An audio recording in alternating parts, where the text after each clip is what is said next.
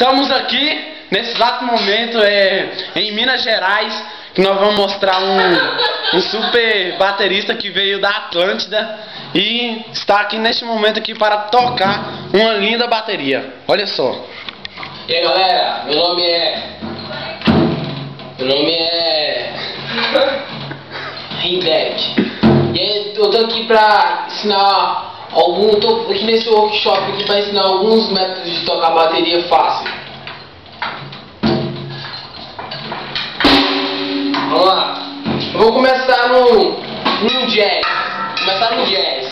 Assim ó. O moleque vai estar muito no meio.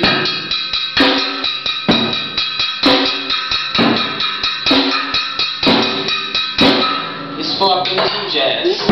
Agora eu posso começar assim, ó. Vai, Lady Gaga! Ó, que moleque desgramado, velho.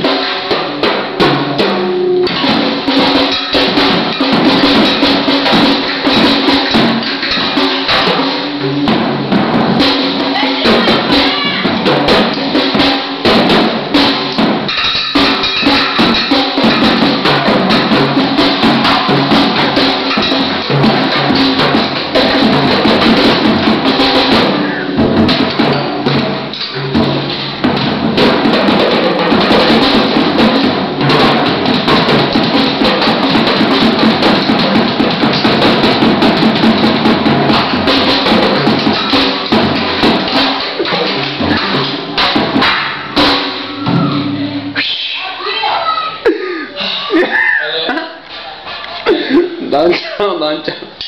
Tchau aí.